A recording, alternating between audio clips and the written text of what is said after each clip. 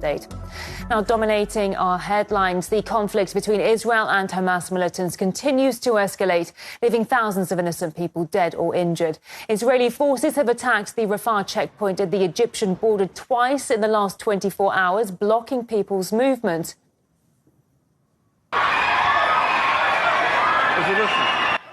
Unverified footage shows huge crowds at the border between Gaza and Egypt. Right now, the sole escape for those in the area under siege. The checkpoint admits people only on a pre-arranged basis. Israel has announced a total blockade on Gaza, which threatens to compound the territory's humanitarian crisis. The Israeli offensive has gained momentum as the IDF continues military actions against Palestine, with airstrikes on Hamas-affiliated targets and claims that the militant group's economic minister has been killed in an overnight strike. Israeli Prime Minister Benjamin Netanyahu has posted a video of the Gaza strikes, writing, "Keep up the hard work." Meanwhile, the IDF spokesperson warned Hamas that Israeli retaliation is inescapable. In these attacks, hundreds of Hamas militants were killed. Hamas terrorists will have nowhere to flee in the Strip. We will get to them, wherever they are. This ISIS-inspired organization in Gaza called Hamas has put itself on the list of the most murderous and barbaric organizations in history, and it is clear to us who we are facing and what we're fighting for. 200,000 people have reportedly fled their homes in Gaza, the highest number of displaced in a decade. The Ramal neighborhood in Gaza has come under intense fire by Israeli forces, with the district all but reduced to severe damage and rubble. According to reports, 2 Palestinian journalists were killed in an airstrike on the area. Palestinian victims say the IDF is choosing to target children. The rubble here is one of many others around the territory, around the Gaza Strip, as Israeli warplanes have been hitting and striking many dozens others of buildings around the Gaza Strip, across the Gaza Strip. This rubble is the rubble of a 9-story building in the heart of Gaza City, in the heart of a Ramal neighborhood, which Israel yesterday threatened to attack and called and demanded the residents of this neighborhood to leave the neighborhood. And surely the Israelis have hit hard many buildings. The amount of damages, the amount of buildings that have been hit, the number of buildings that have been so far hit by the Israelis is not yet figured out by the concerned authorities, as they are counting the many damages that have hit such buildings across the Gaza Strip. 2 Palestinian journalists have been killed and several others wounded in the recent Israeli Air Force attack on a residential building. The men were killed while filming the moment the warplanes targeted the civilian area, according to media reports. Locals say there may be more people trapped under the rubble. At night, the residents of these buildings fled their homes and went east because of reports that Jews had threatened to bomb the Hajjak building. Soon after, residents took shelter over there, near the Khalaf building, which is located on the opposite side. Suddenly, Israel bombed the Khalaf building contrary to people's expectations. Therefore, there are numerous martyrs among our relatives, and they say there are people trapped under the rubble. That's what happened. Well, we heard from Jamal Zakut, political analyst and advisor to the former Palestinian Prime Minister Salam Fayyad, who claims the situation in Gaza is the failure of the international community.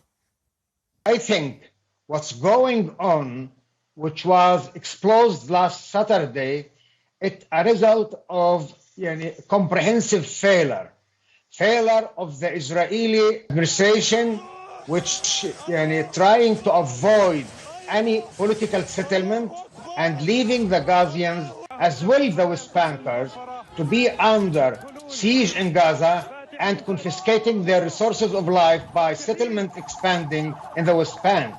Other than that, what's going on in Gaza now, it's a failure for the international community, and it's double standard, which was a green path for the Israeli government not to implement anything from the United Nations resolutions or to be committed to the international law and what was declared in the last days by the American administration, Biden himself, Blinken, and other European presidents. It shows that they are encouraging Israel to commit this genocide.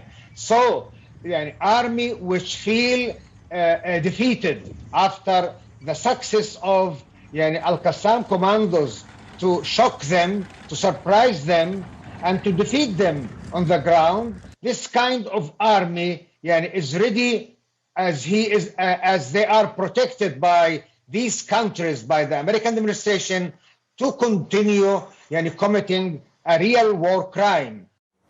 We go to Israel now, where the city of Ashkelon has been hit by rocket strikes. 2 Israelis were reportedly killed and several wounded.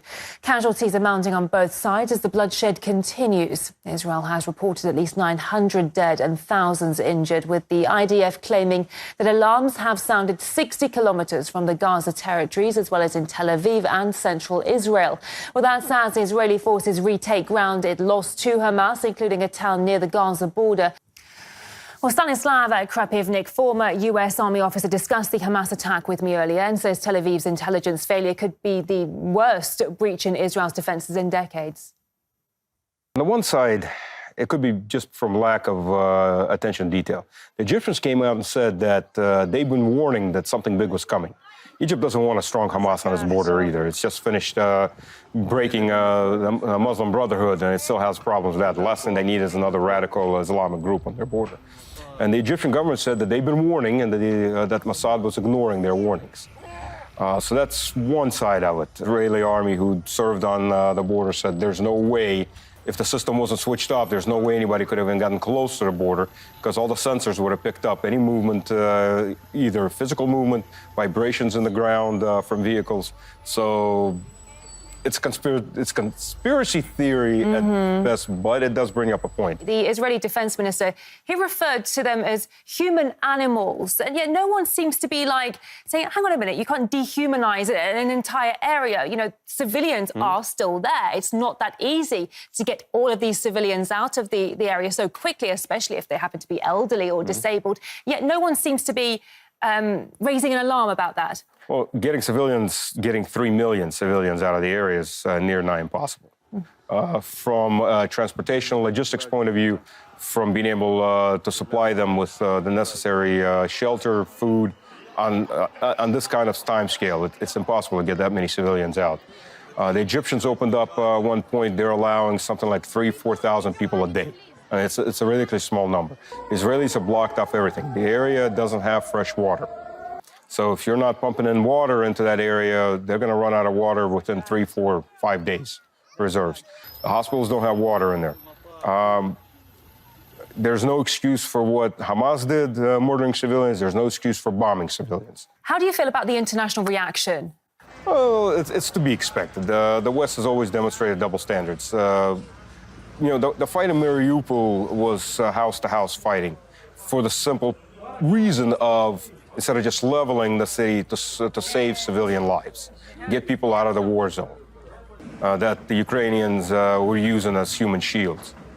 Here, there's no attempts to get the people out of the war zone. They're just leveling the buildings, whether or not there's civilians inside.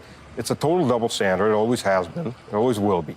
Same thing when the Ukraine was bombing the Donbass. I'm from Lugansk myself.